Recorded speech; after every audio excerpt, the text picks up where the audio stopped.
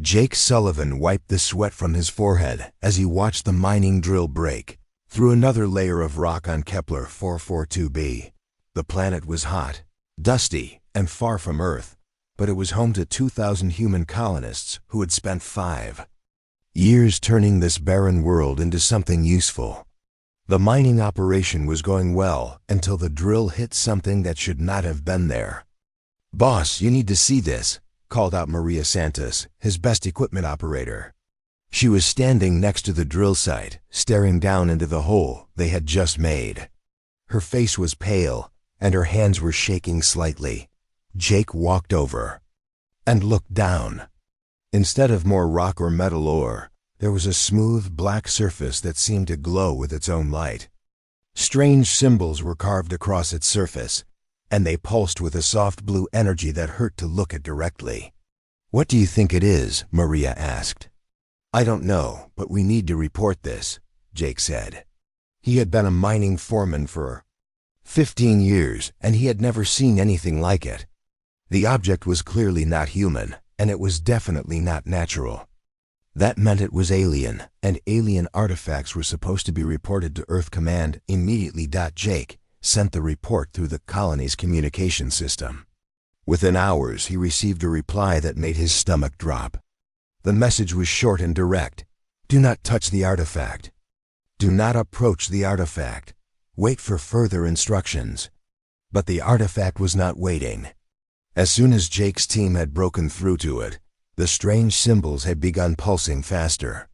The blue light was getting brighter, and instruments around the mining site were picking up some kind of signal being broadcast into space. 2 days later, Jake's worst fears came true.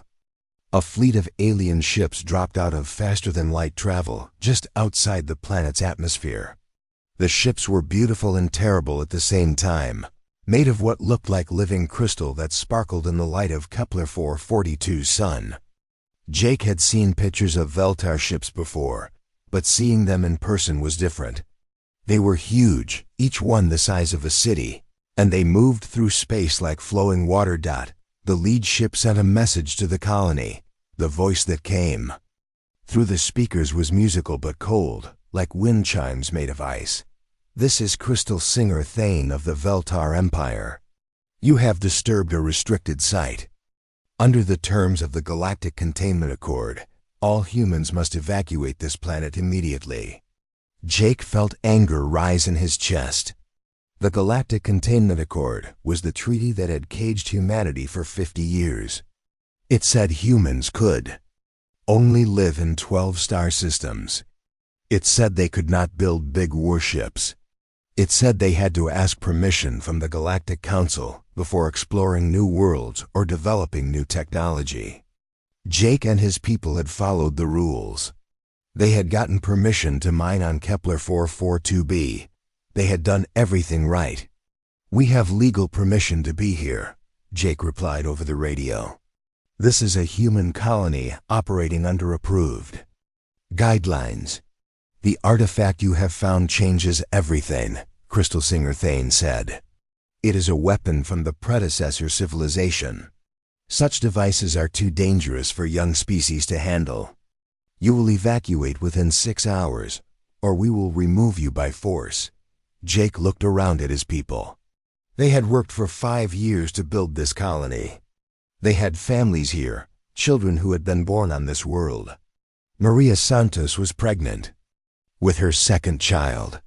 The colony's doctor, Tom Rivers, had just opened a new medical center. The school teacher, Linda Cooper, had 30 kids in her classes who called this planet home. "We're not leaving," Jake said into the radio. Before Crystal Singer Thane could reply, another voice broke into the communication channel. "This is Captain Alex Rodriguez of the UES Defiant. I am en route to your position." Jake felt a mix of relief and worry. The UES Defiant was Earth's most advanced warship, but it was still just a frigate. Under the treaty, humans were not allowed to build anything bigger. One human frigate against an entire Veltar fleet was not good odds. Captain Rodriguez's ship dropped out of faster-than-light travel an hour later. The Defiant was sleek and gray, much smaller than the crystal ship surrounding the planet. Jake could see it on his colony's sensors, moving carefully toward the alien fleet. "Crystal Singer Thane," Captain Rodriguez said over an open channel. "I am here to protect human civilians. Please state your intentions." "Captain Rodriguez, you know the law," the alien replied. "The humans have found a predecessor weapon. They must leave, and the weapon must be secured by proper authorities." "And who decides who the proper authorities are?" Rodriguez asked. His voice was calm, but Jake could hear the anger underneath. "The Galactic Council has made this decision. The treaty requires human compliance." There was a long silence. Jake held his breath, waiting to see what would happen. He knew Captain Rodriguez had orders from Earth Command to avoid conflict with alien powers. The human government had always chosen diplomacy over fighting. They had signed the treaty because they thought it was better than war. "Captain," Jake said over a private channel, "there are 2,000 people down here. Families, children. We built this place with our own hands." "I know," Rodriguez replied. "I've been watching you do it." Another long silence. Then Captain Rodriguez spoke on the open channel again, and his words changed everything. "Crystal Singer Thane, I hereby declare that Earth rejects the authority of the Galactic Containment Accord. The treaty was signed under threat of force and has been used to suppress human development for 50 years. As of this moment, humanity withdraws from all agreements with the Galactic Council." Jake could hardly believe what he was hearing. Rodriguez was throwing away 50 years of peace.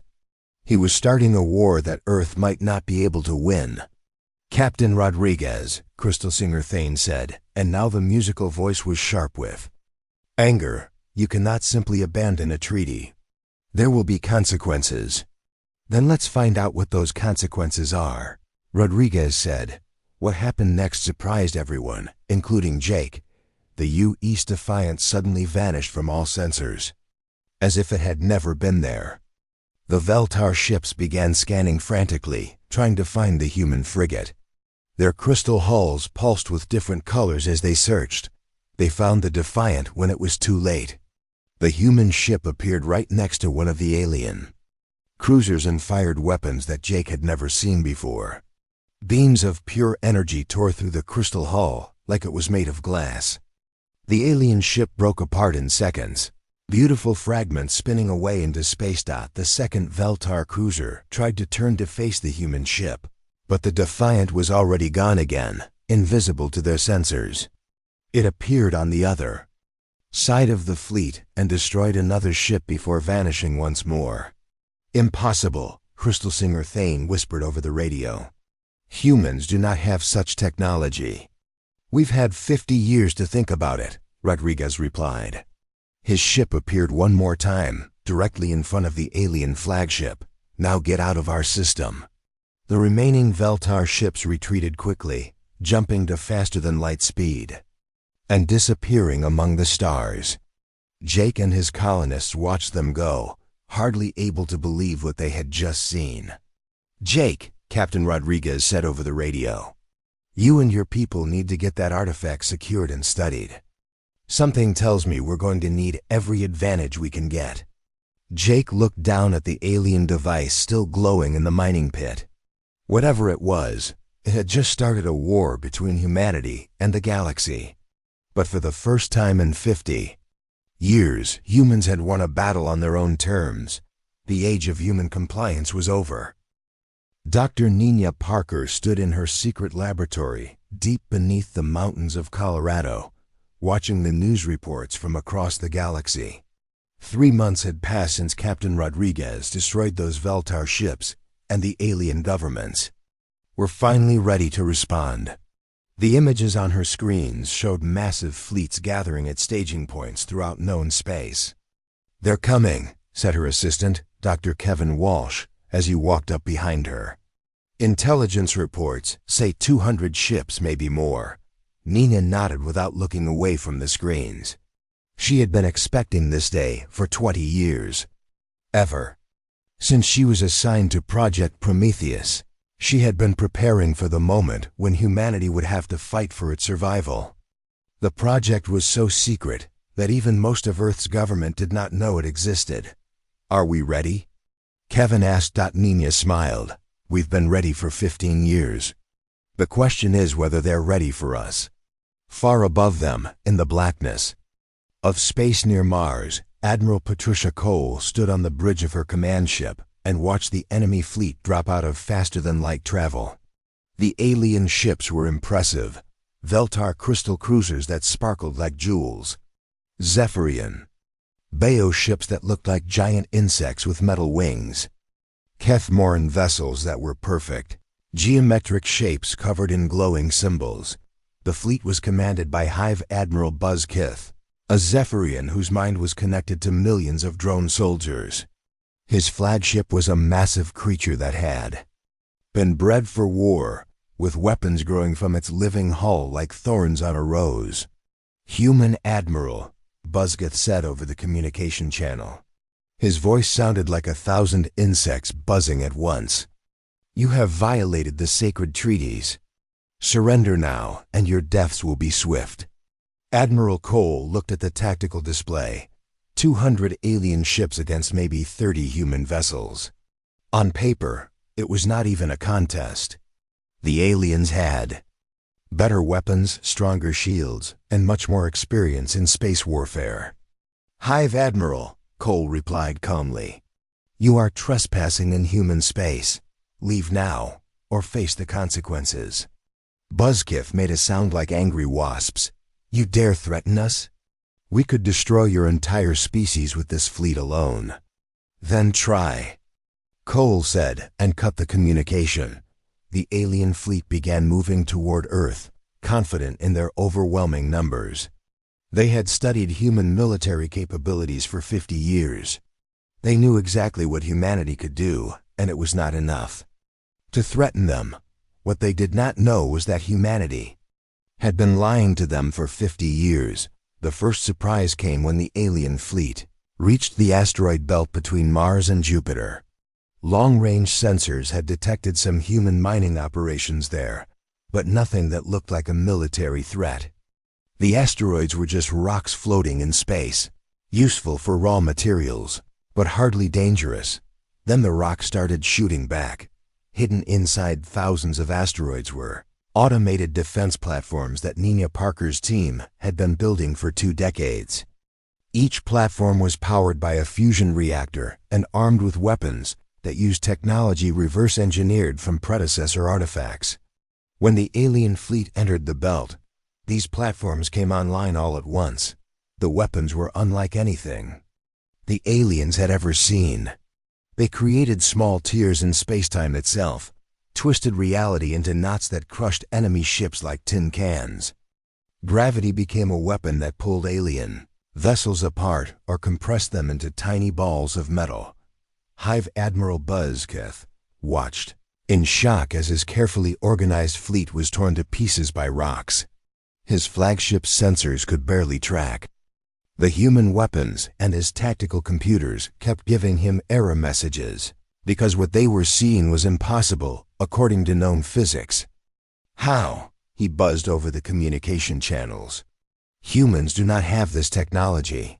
His answer came from Captain Rodriguez, whose ship UES Retribution appeared behind the alien formation like a ghost materializing from thin air. The Retribution was twice the size of any ship humans were supposed to be able to build, and it was not alone. A dozen similar vessels uncloaked around the alien fleet, their hulls shimmering as stealth systems shut down. "Surprise," Rodriguez said over an open channel. The human fleet attacked with coordination that seemed impossible. Each ship moved independently, but they worked together like parts of a single mind. They used quantum communication systems that allowed instant coordination across the entire battlefield, making them faster and more flexible than any alien fleet. The aliens tried to fight back, but their weapons could barely hit the human ships. The enemy vessels seemed to know where every shot was going before it was fired, dodging and weaving through space like dancers avoiding raindrops. Captain Rodriguez's ship demonstrated another new human capability when a Kethmoran battlecruiser tried to ram it. Instead of dodging, the Retribution simply vanished, reappearing on the other side of the alien ship. The humans had developed short-range teleportation technology, making them nearly impossible to pin down in combat. Nina Parker watched the battle from her underground bunker, tracking the performance of her weapon systems. Everything was working better than she had hoped. The gravitational manipulation devices were tearing apart alien ships with surgical precision. The quantum communication networks were giving Captain Rodriguez's fleet a tactical advantage that was almost unfair. "Ma'am," Kevin said, pointing at one of his screens, "the Zephyrian flagship is trying to retreat."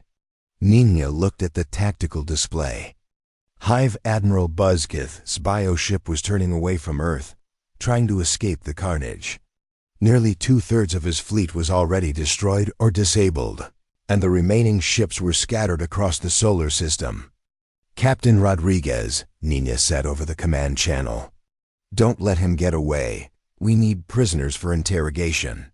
"Already on it," Rodriguez replied. His ship appeared directly in front of the fleeing Zephyrian flagship, blocking its escape. "Root. Hive Admiral, your fleet is defeated. Surrender now, and we'll let your surviving ships go home." Buzzkith's response was to order his ship to fire every weapon it had at the human vessel. Bioplasma cannons, acid projectiles, and swarms of living missiles all struck the Retribution at once. The human ship's shields held. Not only held, but seemed to absorb the alien weapons and grow stronger. The Retribution's hull began glowing with absorbed energy, and when it fired back, its weapons were 3 times more powerful than before. The Zephyrian flagship's living hull screamed as human. Energy beams burned through its bio-armor. Emergency systems tried to heal the damage, but the weapons were designed to prevent regeneration. Within minutes, the great bioship was crippled and helpless. "This is impossible," Buzzkith buzzed weakly over the communication channel. "The treaty prevents you from building such weapons." "The treaty was a leash," Admiral Cole said, as her command ship moved alongside the captured flagship, "and we just slipped our collar." When the battle was over, only 23 alien ships escaped to carry word back to their governments. The rest were either destroyed or captured. The humans had won a victory so complete that it seemed like something from a dream. Nina Parker allowed herself a small smile as she watched the final battle reports. Phase 1 of Project Prometheus was complete. Humanity had proven they could defend themselves. Now came the hard part, proving they could win a war. What's next? Kevin asked. Nina looked at the star charts displayed on her screens, showing the locations of alien military bases and industrial centers throughout the galaxy. "Now we show them what humans do when someone tries to cage us," she said. "We hunt." The galaxy was about to learn that humanity's greatest strength was not their new technology or their clever tactics. It was their absolute refusal to give up, no matter how bad the odds looked. The aliens had spent 50 years teaching humans to be afraid of them. It was time for humans to return the favor. War Marshal Corvith stood in the command center of his flagship, studying the battle reports from the Sol system. The ancient Kethmoran had lived for over 3,000 years and had never lost a military campaign. His metallic face showed no emotion, but inside his artificial mind, he was deeply troubled. 200 ships, he said to his staff officers. Our finest vessels, crewed by experienced warriors. And the humans destroyed them with ease. The humans got lucky, said Sub-Commander Velthic. They had some new weapons, but luck does not win wars. Corvith turned his glowing eyes toward the younger officer. Luck? They turned an entire asteroid belt into a weapons platform. They built ships that can teleport across space. They developed shields that grow stronger when attacked. That is not luck, Sub-Commander. That is planning. The truth was that the three alien powers had badly underestimated humanity. For 50 years, they had treated humans like dangerous children who needed to be watched but not feared. The Galactic Containment Accord was supposed to keep humanity weak and dependent. Instead, it had given them time to prepare. While the Grand Alliance gathered its forces for a proper invasion, humanity was not waiting. Commander Ben Carter led the first human expansion fleet away from Earth just 2 weeks after the Sol System. Victory. His mission was simple: find alien military bases and destroy them before they could be used against Earth. Carter's fleet consisted of 20 ships, each one carrying weapons that the galaxy had never seen before. His flagship, the U.S. Wolverine, was equipped with the new quantum field generators that could create dead zones where faster-than-light travel was impossible. Any alien fleet caught in such a zone would be trapped in normal space, cut off from reinforcements and supplies. That the first target was a Veltar military depot in the Rigel system. The crystal beings had been using this base to supply their border fleets for over a century. It was heavily defended by orbital platforms and a garrison of 30 warships. Commander Carter's approach was unlike anything the Veltar expected. Instead of announcing his presence and demanding surrender, he simply activated the quantum field generators. Instantly, the entire star system was cut off from the rest of the galaxy. No messages could get out, no reinforcements could get in. "What is happening?" demanded Crystal Singer Velmorin, the base commander.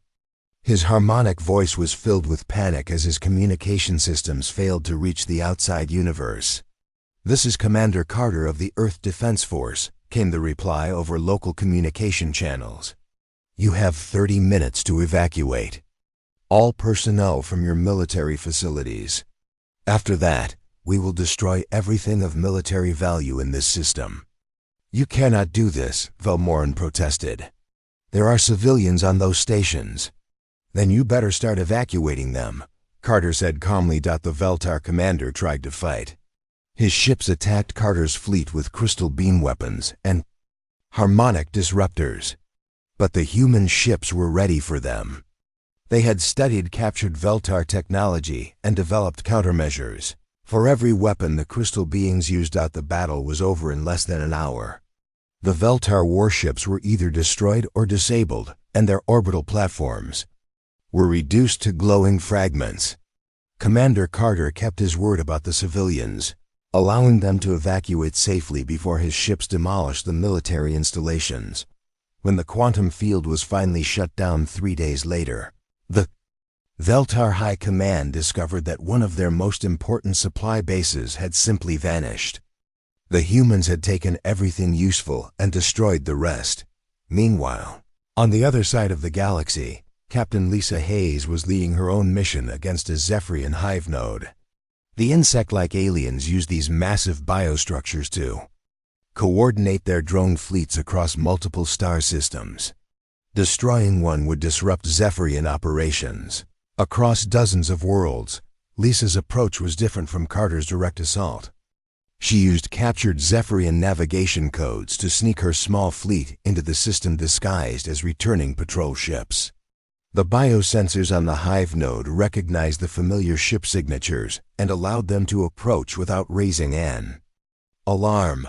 "Remember," Lisa told her crew over the internal communication system, "we're not here to fight a battle. We're here to deliver a message." The message was a specially designed computer virus that Dr. Nina Parker's team had created. It was based on human programming techniques that the Zephyrian hive mind could not understand or defend against. When Lisa's ships transmitted the virus to the hive node, it spread through the bio network like a disease. The effect was immediate and devastating. Drone ships throughout the system suddenly began operating independently, no longer controlled by the central hive mind. Some of them turned on each other, confused by contradictory orders. Others simply shut down completely, floating dead in space. Hive Queen Atskala felt the node's death like a physical wound. The connection to thousands of her children was suddenly severed. leaving her partially blind and unable to coordinate her forces. It was the first time in her species' history that a hive node had been completely destroyed by an outside force. How did they do this? She asked her remaining sub-queens. Our bio-networks are immune to artificial viruses. The humans think differently than we do, replied sub-queen Lizavera. Their minds work in ways our hive logic cannot predict or counter. The third major operation was led by Colonel Ryan Brooks, a special forces officer who had spent years studying alien cultures. His target was not a military base or a communication hub, but something much more important, the Kethmoran Central archives on their capital world. Brooks and his team of 12 soldiers used advanced stealth technology to infiltrate the archives. During a diplomatic ceremony, while the Kethmoran leadership was distracted by formal rituals, the humans copied terabytes of classified information about alien military capabilities, political structures, and historical records. What they found was shocking. The archives contained detailed plans for the complete extermination of humanity, developed years before the first contact. The Galactic Containment Accord was never meant to be a permanent solution. It was just a way to keep humans controlled, until the alien powers were ready to eliminate them entirely. Brooks transmitted this information back to Earth before his team was discovered. The firefight that followed was brief but intense. The Kethmoran guards were caught off guard by human weapons that could penetrate their advanced armor, and Brooks's team escaped with their mission accomplished. Back on Earth, Admiral Cole reviewed the intelligence reports from all three operations. The human strikes had been successful beyond her wildest hopes. They had crippled alien supply lines, disrupted communication networks, and exposed the truth about alien intentions. But she knew the real test was still coming. War Marshal Corvith was gathering the largest alien fleet in galactic history, over 5,000 ships from all three major powers. They would not make the same mistakes as the first invasion force. "Ma'am," said her aide, Lieutenant Tom Bradley, "intelligence reports that the Grand Alliance fleet is almost ready to move.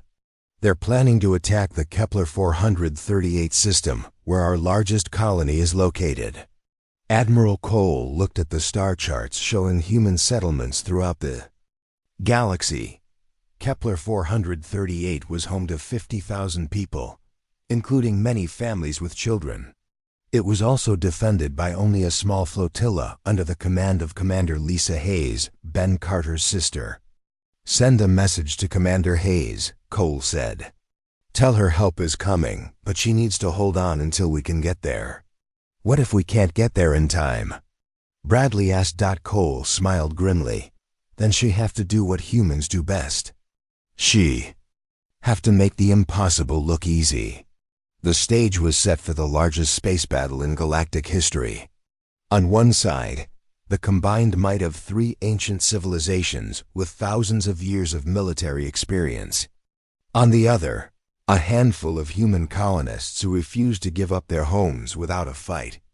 The galaxy was about to learn that when humans had their backs against the wall, they became the most dangerous creatures in the universe. Professor Carl Murphy had been studying alien artifacts for 30 years, but he had never seen anything like what was hidden in the underground vaults of the Kethmoran archives.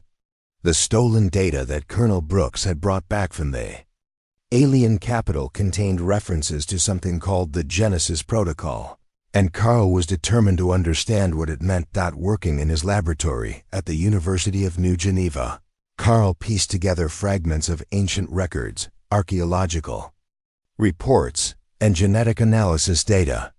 What he discovered made his hands shake as he typed his final report. "This can't be right," he whispered to himself, checking his work for the third time. But the evidence was clear, and it changed everything humanity thought they knew about the galaxy. The Veltar Zephyrians and Kethmoran were not natural species.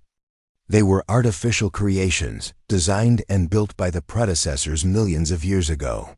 Each species had been created for a specific purpose.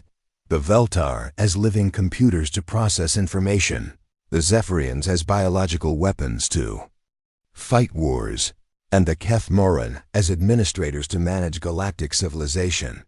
But the most shocking discovery was what had happened to their creators. The predecessors had not been destroyed by some ancient catastrophe.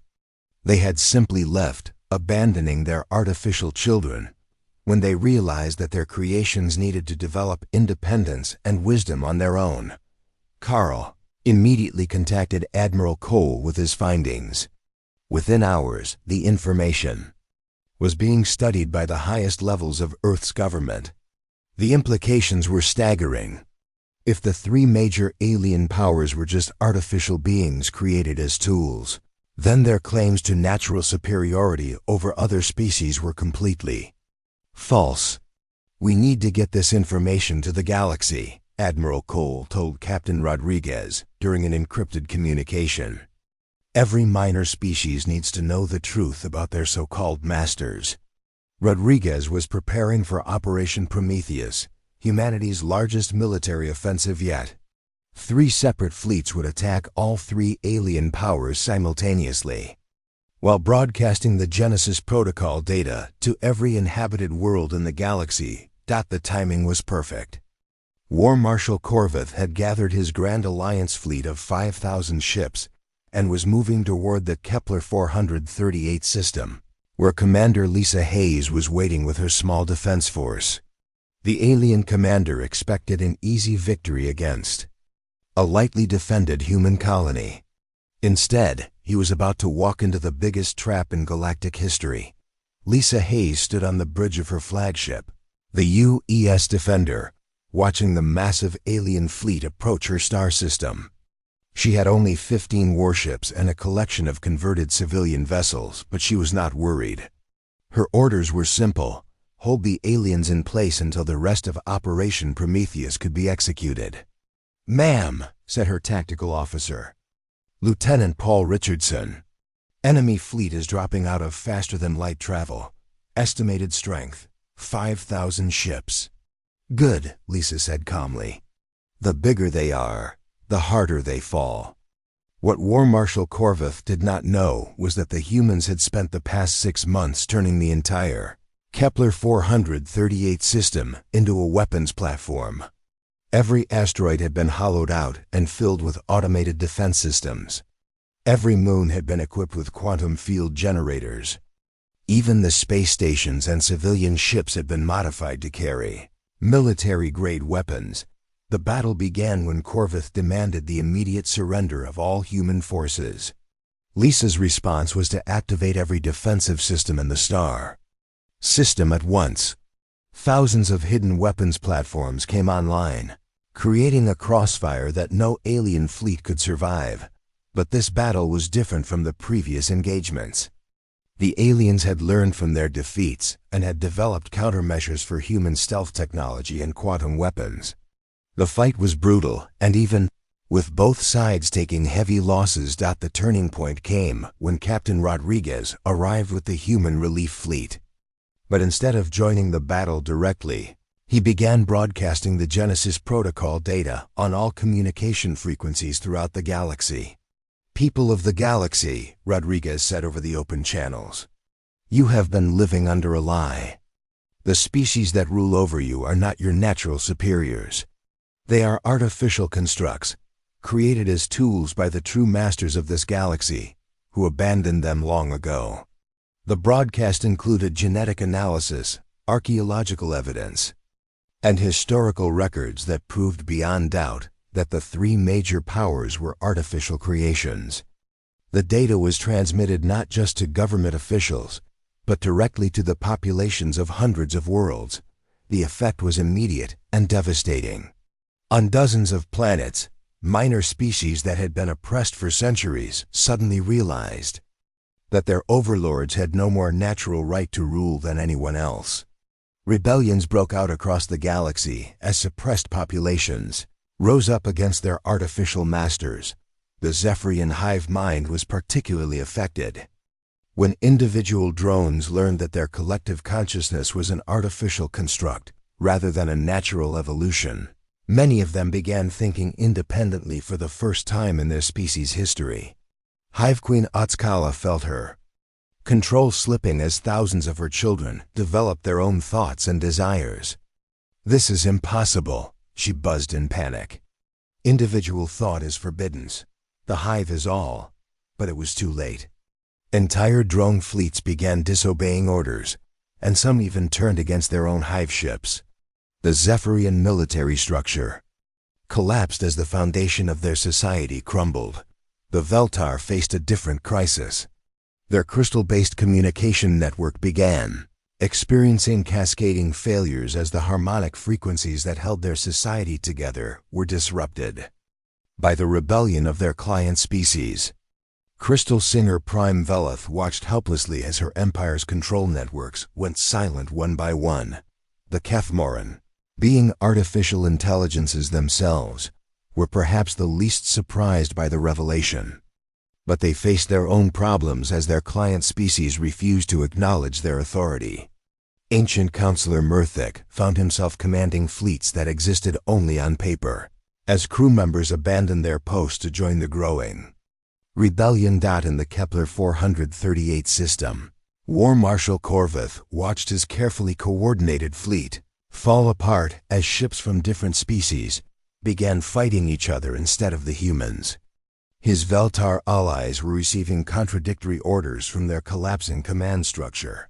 His Zephyrian forces were experiencing massive desertion as individual drones refused to fight. Even his own Kethmoran ships were reporting system failures as their crews questioned their orders. "This is not how wars are supposed to end," Corvith said to his tactical computer.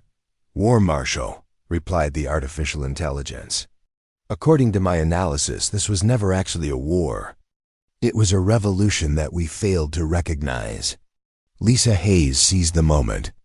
With the alien fleet in chaos, she ordered her forces to attack. The human ships struck at the confused and disorganized enemy, targeting command vessels and communication relays. Within hours, the Grand Alliance fleet was completely scattered. Some alien ships surrendered immediately. Others tried to retreat, but found their faster-than-light drives disabled by human quantum interference. A few continued fighting, but they were quickly overwhelmed by coordinated attacks from both human forces and rebel alien ships. When the battle ended, War Marshal Corvith's flagship was one of the few alien vessels still intact. The ancient Kethmoran sat alone on his bridge, surrounded by the wreckage of the greatest fleet ever assembled. "Commander Hayes," he said over the communication channel, "I request terms for surrender." "The terms are simple," Lisa replied. "No more lies, no more artificial superiority. No more treating other species like children who need to be controlled." Corvith's metallic face showed something that might have been a smile. "And in return?" "In return, we help you figure out how to build a galaxy where everyone gets to make their own choices." As news of the victory spread throughout human space, Admiral Cole began planning for the most important mission in human history, a diplomatic conference to create a new galactic government based on cooperation rather than domination. The age of artificial rulers was ending. The age of genuine democracy was about to begin. Ambassador Lisa Martinez walked through the halls of the Peace Conference Center on Haven, a neutral world that had never been controlled by any of the major powers. 2 years had passed since humanity broke the Galactic Containment Accord, and the galaxy was finally ready to build something new. The conference hall was filled with representatives from over 300 species. Some were familiar faces from the old Galactic Council, but many were new voices that had never been allowed to speak before. The rebellion that started with humanity's broadcast of the Genesis Protocol had spread to every corner of known space. Lisa took her seat at the negotiating table across from the surviving leaders of the 3 former powers. Crystal Singer Prime Velith looked tired, her crystalline features dim and cracked. Hive Queen Astara sat beside her, but she was no longer the same collective consciousness that had once controlled billions of drones. Individual thought had spread through her species, and she now spoke only for herself and those who chose to follow her. Ancient Counselor Murthic represented what remained of the Kethmoran government. The artificial beings had adapted better than the others to their new reality, but their empire had crumbled when their client species declared independence. "We are here to discuss the future," Lisa said, opening the conference. "Not to assign blame for the past, but to build something better for everyone. What future can there be?" Crystal Singer Prime Velith asked. Her musical voice was bitter. "You have destroyed everything we built over millions of years." "We destroyed a system based on lies," replied Captain Rodriguez, who sat beside Lisa as humanity's military representative. "Now we can build one based on truth." The negotiations were difficult. The former rulers found it hard to accept that they would be equal partners rather than dominant forces in any new galactic government. Many minor species wanted revenge for centuries of oppression. Some groups demanded the complete exile of the artificial species from galactic affairs, but humanity had learned something important during their years of forced isolation. Cooperation worked better than domination. Admiral Cole, now serving as Earth's senior diplomat, proposed a radical solution. "We create a federation," she said. "Not an empire or a council where some species are more important than others. A true federation where every world gets a voice, proportional to its population and contribution." Dr. Nina Parker, who had traveled to Haven to present humanity's technological discoveries, offered another surprise. She placed a data storage device on the conference table that contained the complete predecessor database recovered from dozens of archaeological sites. "This belongs to all of us," she said. "The knowledge of the species that created 3 of our galaxy's civilizations should not be hoarded by any one group." The database contained more than just historical records. It included advanced technology, philosophical writings, and most importantly, a message from the predecessors themselves. The message had been waiting millions of years for someone to discover it. Professor Carl Murphy read the message aloud to the assembled delegates. "To our children and the newcomers who taught them to grow, we always knew someone would eventually break the old agreements. We hoped they would replace those agreements with something better. The galaxy is yours now. Use it wisely." The message went on to explain why the predecessors had left. They had realized that their artificial children needed to develop wisdom and independence on their own, without the guidance of their creators. The arrival of humanity and other young species had been exactly what the galaxy needed to force that growth. "They were waiting for us," Crystal Singer Prime Velith said quietly. "All of us. Not just humans, but everyone who was ready to question the old ways." Hive Queen Atsistara, speaking with her new individual voice, added, "My people have been living as slaves to collective thought for millions of years. The humans showed us that there was another way to exist." The breakthrough came when ancient Counselor Murthic proposed the structure for the new government.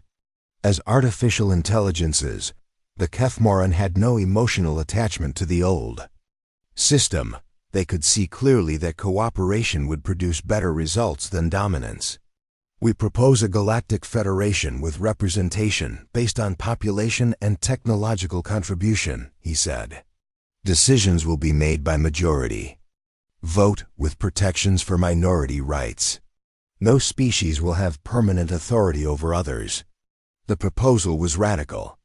It meant that humans, despite being newcomers to galactic civilization, would have significant influence due to their recent technological advances and growing population.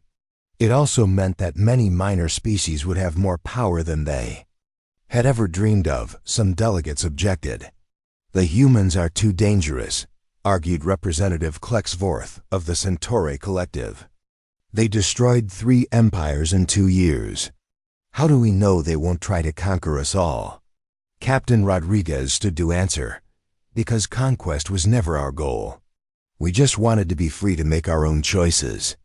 Now we want everyone to have that same freedom." To prove their point, humanity made an unprecedented offer. They would share their most advanced military technology with the new Federation, including the quantum field generators that could disable faster-than-light travel. In return, they asked only for equal representation and the right to continue expanding into uninhabited systems. You would give us the weapons that defeated us? Crystal Singer Prime Velith asked in amazement. We would give you the tools to defend yourselves, Admiral Cole replied. The goal is not to maintain human superiority, but to make sure no one can dominate anyone else ever again. The final agreement took 3 months to negotiate, but when it was signed, it created something that had never existed before, a truly representative galactic government. The Haven Accords established the Galactic Federation with Earth's New York as its rotating capital for the first 5-year term. Admiral Rodriguez was chosen as the first human representative to the Federation Council, but the real victory was symbolic. The galaxy's first joint project would be an exploration mission to the Andromeda Galaxy, where long-range sensors had detected signs of predecessor settlements. The mission would be commanded jointly by Admiral Rodriguez and Crystal Singer Prime Velith, with Dr. Parker leading the scientific team and Ambassador Martinez handling diplomatic protocols. The fleet would include ships from dozens of species, all working together toward a common goal. On the day the exploration fleet launched, Admiral Cole watched from Earth's Orbital Command Center. She was retired now, but she had lived to see humanity's greatest achievement. They had not conquered the galaxy through force. They had liberated it through example. What do you think we'll find out there? Asked her aide, Lieutenant Bradley. Cole smiled as she watched the mixed fleet of human, Veltar, Zephyrian, and Kethmoran ships disappear into faster-than-light travel. I think we'll find out that the universe is big enough for everyone to be free. The message from the exploration fleet came 3 months later. They had found the predecessors in Andromeda, still alive and thriving. The ancient species was delighted to learn that their children had finally grown up and were ready to take their place as equals in the community of galactic civilizations. Humanity had started by breaking a treaty. They ended by proving that sometimes the best way to build something new was to have the courage to tear down what was broken.